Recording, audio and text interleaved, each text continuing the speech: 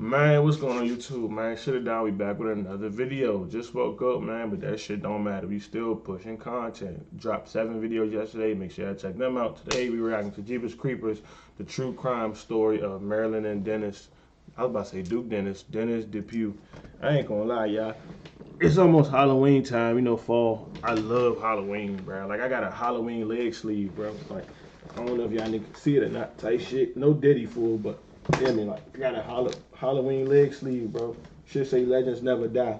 A fucking yo. I just put my leg in the air. No Diddy, no Diddy, no Diddy. But yeah, let's react to this shit, y'all. Let me know if y'all want me to react to more scary shit too, because this thumbnail about to be OZ.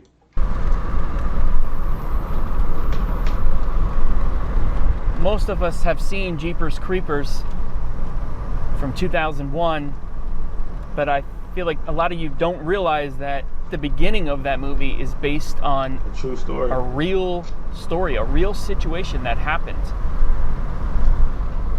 In 1990, 46-year-old Dennis Depew murdered his wife Marilyn and stashed her body. But the story is extremely bizarre. Although the director has never come out and said it, it's pretty obvious that this story is basically that's the beginning of Jeepers Creepers. So I wanted to come over and see for myself, see the abandoned school, and drive down South Prairie Road.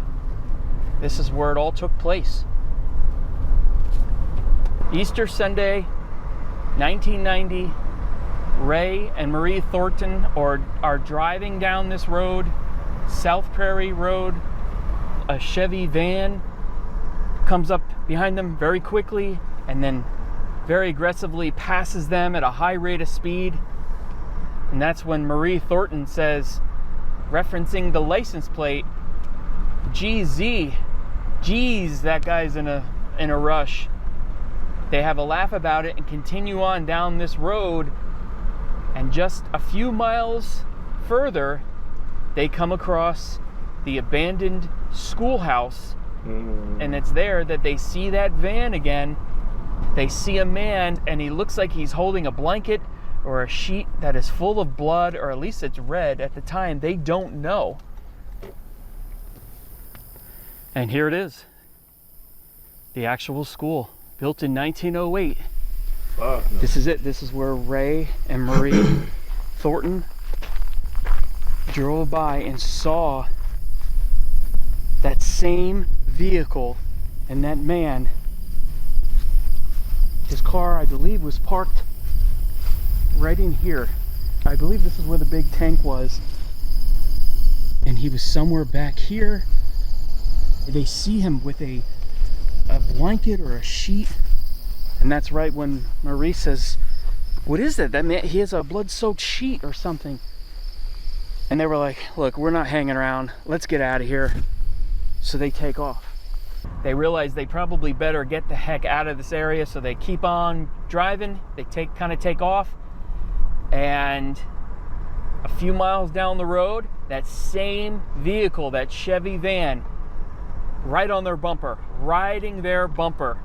And now they are freaking out. What is this guy doing?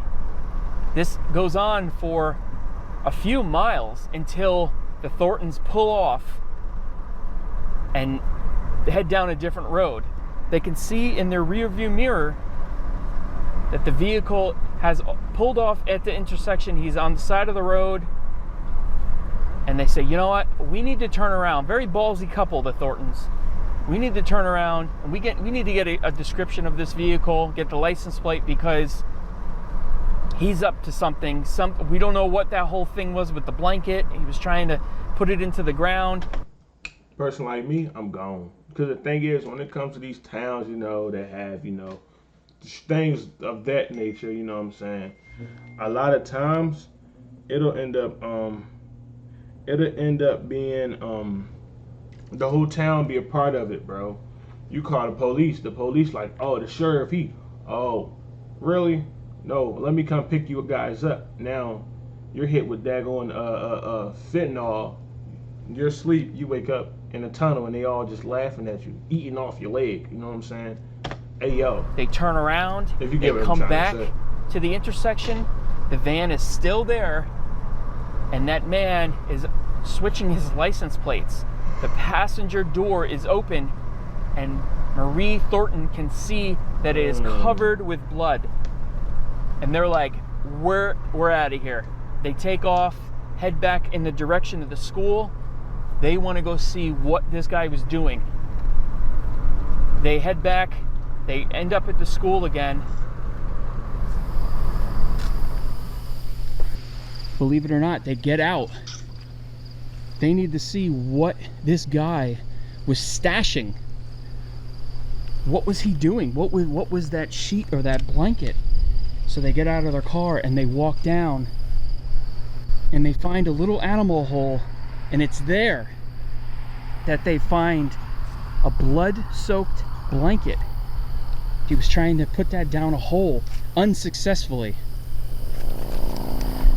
Hell no. No. I'm not going in that motherfucker. It's a big misconception that he had anything to do with the inside of the school.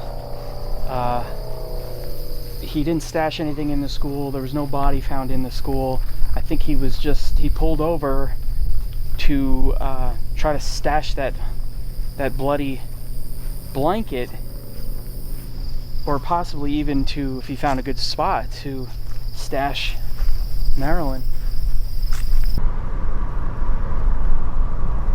At that point, they take off and they're headed for the police. Now, this happened just after the situation at the Depew house. Now, Dennis and Marilyn Depew had been married for many years. I believe it was 18 years. They had gotten divorced, but he did have specific visitation rights. Again, Easter Sunday, he came to pick up the kids. They did not want to go with him, and he got into an argument with Marilyn, and she fell down. He pushed her, or she fell down the stairs. She hurt herself badly, and he basically dragged her out of the house, telling the kids that we're going to go to the hospital. We're going to the hospital. Well, they never went to the hospital, but one of the kids did run out of the house then, and went to call the police. So the police had 2 separate calls, probably even at the time not even realizing it was the same person that they were calling about. So what happened was, a day later, they were looking for Dennis. He was gone. He disappeared. And it was a day later, not far from here, basically in between this school and where their house used to be, they found, I believe it was a town worker, a road worker, found Marilyn Depew's body on the side of the road, and she was recovered. She had been shot in the back of the head, most likely in... Well, he shot it. Marilyn Depew, wasn't Marilyn Depew? He killed his wife in the van, which is why it was so bloody in there. So once all that happened, for some time, family members and friends started receiving letters from Dennis, who was on the run and hiding. Strange letters with biblical inscriptions, basically justifying why he killed Marilyn, saying that she was turning his family against him, that he had lost everything. Dennis was gone for a year, and it was then that Unsolved Mysteries picked up the case. They actually showcased it. I believe it's season 3, episode 20, I think. I'll put it down below. Maybe I'll put a link to it because it's on YouTube.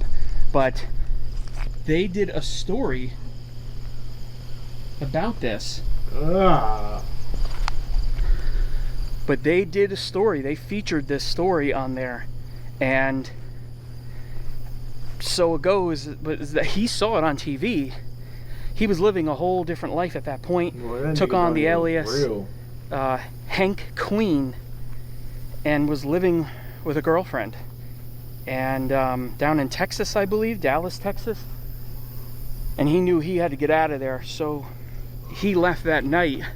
And it just so happens that that girlfriend's family members were watching. They called the police, and they found him that night trying to leave the area. There was a long pursuit. He was shooting at them. He actually blasted through 2 police roadblocks, and he ended up shooting himself, I believe in Mississippi, in the head, actually in the exact same vehicle in that van that he shot in Maryland. And this is Dennis's final resting place here with his family. What's his This isn't too far from where that schoolhouse is, just over the border in Indiana.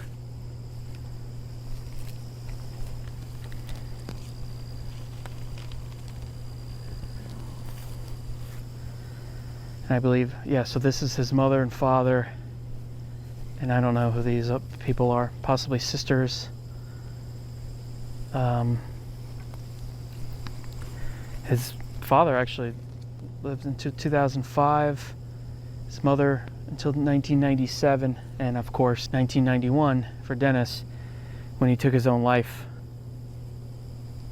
Clearly, the flowers and the plants are on this family here, so they probably still have family in the area.